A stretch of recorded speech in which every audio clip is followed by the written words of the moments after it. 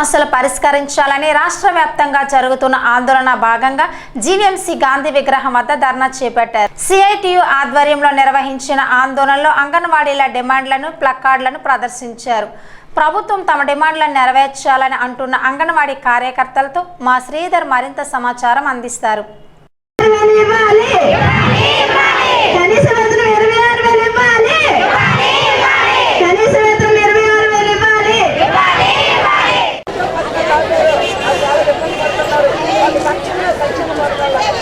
CITU ఆధ్వర్యంలో అంగన్వాడీ సమ్మె జరుగుతుంది, అంగన్వాడీ ధర్నా జరుగుతుంది.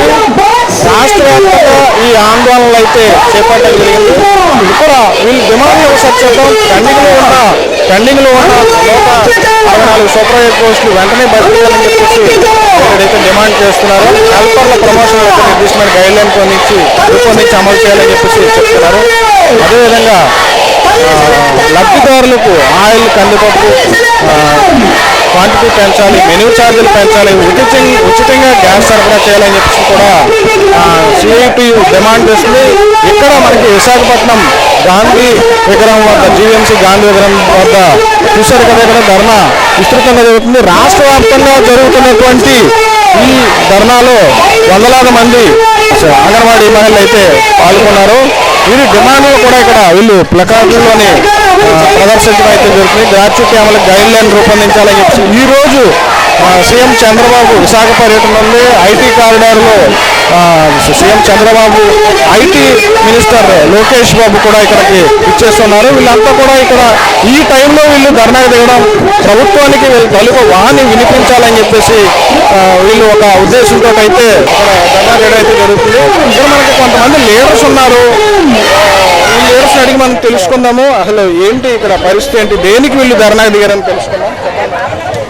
ఈరోజు మమ్మల్ని అంగన్వాడీ వర్కర్లు గత 42 రోజులుగా సమ్మె చేస్తున్నప్పుడు ఈ కూటమి ప్రభుత్వం అన్ని చోట్లకి వచ్చి మేము ఆ రోజున ఏదైతే జీతం డిమాండ్ పెట్టామో ఆ డిమాండ్ న్యాయబద్ధమైంది, ఇవ్వాలి, వీళ్ళ శ్రమ ఎక్కువ, వీళ్ళ శ్రమను కొలమానంతో కొలిసినా సరే తీర్చలేమని పద్ధతిలో ఉన్నదని చెప్పేసి మాట్లాడారు.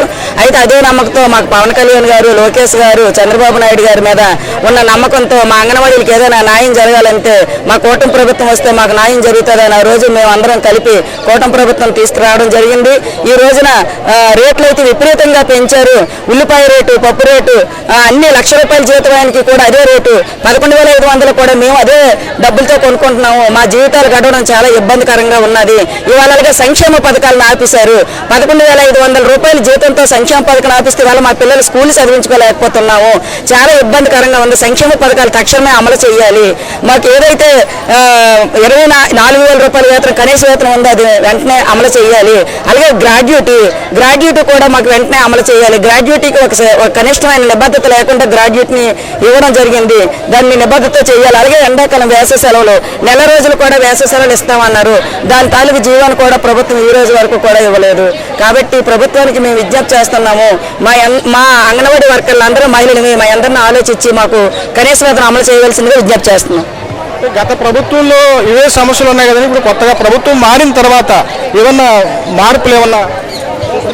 మార్పులు అంటూ ఏమీ లేవండి. గ్రాట్యుటీ అమలు చేయమని అప్పుడు చెప్పాము, ఇప్పుడు చెప్పాము. అలాగే కనీస వేతనం 26,000 ఇమ్మనిస్తా అని కూడా చెప్పాము. అలాగే మినీల్ మెయిన్ చేయమని చెప్పాము. అదొకటైతే మాత్రం ఇప్పుడు తీరిందండి. అలాగే మెడికల్ లీవ్తో ఉన్న ఉద్యోగాల్లో చేసిన వాళ్ళకందరికీ కూడా మెడికల్ లీవ్లు ఇవ్వాలని కోరుకున్నాము.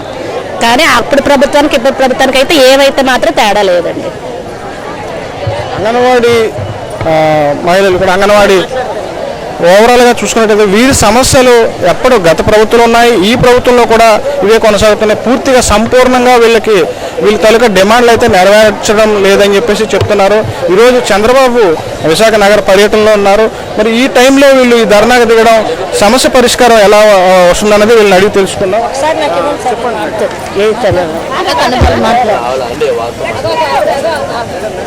మేము ప్రధాన డిమాండ్గా గత ప్రభుత్వం మేము 42 రోజులు సమ్మె చేసిన తర్వాత మాకు కనీస వేతనాలు మేము వచ్చిన తర్వాత మా గవర్నమెంట్ వచ్చిన తర్వాత మీకు ఖచ్చితంగా శాలరీలు పెంచుతాము, మీరు అనుకున్న పనులన్నింటినీ కూడా మేము సాధిస్తామని చెప్పగానే గత ప్రభుత్వం గద్దె దిగడానికి కారణమైతే ముఖ్యంగా 42 రోజులు సమ్మె చేసిన అంగన్వాడీలదే కీలకమైన పాత్రగా నేను భావిస్తున్నాను.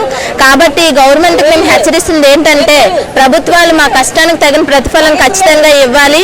ఇప్పుడు మా మినిస్టర్ గారు గుమ్మడి సంధ్యారాణి గారు ప్రకటించింది ఏంటంటే మీకు ఫోన్లు ఇచ్చాము, యూనిఫామ్స్ ఇచ్చాము, మీరు వర్క్ చేయండి, మీరు ధర్నాలు చేయకండి అంటే కష్టానికి ప్రతిఫలం మాకు చేతంగా చూపించి ఏదైనా మేము సాధించుకోవాలనుకుంటున్నాము. కాబట్టి దీన్ని మేము సమస్యగా భావించి ఇందు మూలంగా తెలియజేస్తున్నాం. మాది కనీస వేతనం 26,000 ఇవ్వాలని మా ప్రధాన డిమాండ్గా దీన్ని అంగీకరిస్తున్నాము.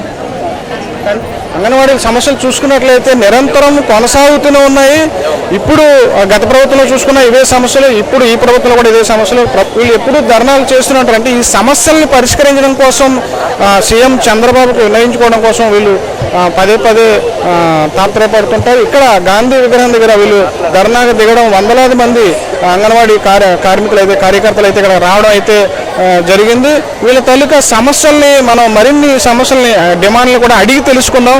మేడం చెప్పండి, డిమాండ్ల సాధన ఏ ప్రాతిపదికన మీరు చేస్తున్నారు? అసలు గవర్నమెంట్కి విన్నవించారా? ఎన్ని నెరవేర్చాల్సింది ఏమీ నెరవేర్చలేదండి. అసలు మేము అడిగినవి ఏవి కూడా మాకు నెరవేర్చలేదండి.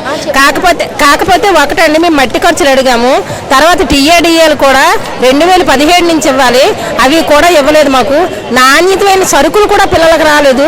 పుచ్చిపోయిన పప్పులు, డాల్డా లాంటి ఆయిల్, బియ్యం, రైస్ కూడా బాగోలేదు, ఏమీ బాగోవు. అక్కడ తల్లులకు కూడా మేము చెప్పలేకపోతున్నాము, అవి కూడా ఏం బాగోవు. అలాగే మాకు కూర ఖర్చులు ఇప్పుడు పెరుగుతున్నాయి కదండి, కానీ అవి కూడా మాకు సరిగా రావట్లేదు, సరిగా ఇవ్వట్లేదు, అవి కూడా పెంచట్లేదు. అలాగే మాకు శాలరీ సుప్రీంకోర్టు కూడా చెప్పింది 26,000 ఇవ్వాలి వేతనం, అవి కూడా మాకు ఇవ్వలేదు. అలాగే తర్వాత మేము అనుకున్న డిమాండ్స్ ఏవి కూడా మాకు ఇవ్వలేదండి. ఎప్పుడైతే ఏ జీతం అయితే ఇస్తున్నాడో ఆ జీతమే తప్ప ఏమీ లేదండి. ఇప్పుడేమో సెల్లు యాప్లు ఎక్కువండి, ఆ సెల్లు అవ్వు, రోడ్డు మీద తిరుగుతాం, ఎన్నెన్నో తిరుగుతాం, ఎన్నెన్నో మాటలు అంటారు మమ్మల్ని, అయినా పడతాం, అయినా అవ్వలేదని మెమోలు ఇస్తాము, జీతాలు ఆపేస్తాం అని అంటారు. అసలు మాకేవి కూడా ఏ ప్రభుత్వం ఏం చేయట్లేదు. ఆ ప్రభుత్వం ఉండి ఏం చేయలేదు, ఈ ప్రభుత్వం వచ్చాక కూడా మాకు ఏం చేయలేదు. అలా చేయలేదని ఇప్పుడు మేము ధర్నాలు చేస్తున్నామండి. మేము ఇప్పుడు మేము చెప్పే డిమాండ్స్కి కొన్ని చంద్రబాబు నాయుడు గారు కానీ ఒప్పుకోకపోయినా, మోడీ గారు కానీ ఒప్పుకోకపోయినా ఇంతకంటే ఇంకా పెద్ద చేస్తామండి. ఇంకా మేము అలా అన్ని తెగించే ఉన్నామండి. ఎందుకంటే అప్పుడు 42 రోజులు చేసాము, అలా చేస్తాము, ఇచ్చేస్తాము, మట్టి ఖర్చులు ఇస్తాము, మేము మళ్ళీ పర్మనెంట్ చేస్తాము, మీకు అవి ఇస్తాము, ఇవి ఇస్తామని అలాగే జగన్మోహన్ రెడ్డి గారు అన్నారు. కానీ అతను కూడా ఏం చేయలేదు. ఇతను వస్తే చేసేస్తాడేమో అని మేము ఇతన్ని గెలిపించాం, చాలా ఆశలతో గెలిపించాం. కానీ ఆశలు నిరాశలు చేస్తారు ఇతను కూడా. అందుకే మేము చాలా బాధపడి ఏడుస్తూ మేము ఈరోజు ఇక్కడ కూర్చున్నాం. ఇంతకంటే మహా ధర్నాలు చేస్తామండి. మా డిమాండ్స్ కోరికలు తీరి వరకు మేము చేసి తీరుతాము కూడా. అంగన్వాడీ సంబంధించి ఇక్కడ కార్యకర్తలు అనేక మంది, వందలాది మంది ఉన్నారు. వీళ్ళంతా కూడా గత ప్రభుత్వంలో కూడా వీరికి ఎటువంటి డిమాండ్లు కూడా నెరవేరలేదని చెప్తున్నారు. జగన్ ప్రభుత్వంలో కూడా నెరవేరలేదని చెప్తున్నారు. ఇప్పుడు ప్రస్తుతం ఉన్నటువంటి కూటమి ప్రభుత్వంలో వీళ్ళ తాలూకా ఏవైతే డిమాండ్లు అన్నీ నెరవేరుతాయని చెప్పేసి ఇప్పటివరకు కూడా ఆశించడం అయితే జరిగింది. ఎంతవరకు డిమాండ్లు నెరవేర్చకపోవడంతో మరోసారి వీళ్ళు గతంలో 42 రోజులు చారిత్రాత్మకంగా సమ్మెను అయితే వీళ్ళు నిర్వహించడం జరిగింది. ఆ తర్వాత ఈ ప్రభుత్వం వచ్చిన తర్వాత మళ్ళీ మరోసారి వీళ్ళు ధర్నాకైతే దిగడం జరిగింది. అనేక సమస్యలు ఉన్నాయి, మా సమస్యలతో మేము మా కుటుంబాలతో ఇబ్బంది పడుతున్నాం, విసిగి వేసారిపోయాం. ఈసారికైనా సరే సీఎం చంద్రబాబు పట్టించుకొని మా యొక్క కోరికలు నెరవేర్చాలి, ప్రభుత్వంలో మమ్మల్ని భాగస్వామ్యం చేసుకోవాలి, మా సేవల్ని సంపూర్ణంగా పొందాలని చెప్పేసి వీరి డిమాండ్లు అయితే ముందుగానే జరుగుతుంది. CITU ఆధారంలో ఈ ధర్నా అయితే నిర్వహించడం జరిగింది. డిమాండ్లను నెరవేర్చారని చెప్పేసి కూటమి ప్రభుత్వం నెరవేరుస్తుందని ఆశిద్దాం. కెమెరామెన్ శ్రీనివాస్తో శ్రీధర్, SBN న్యూస్.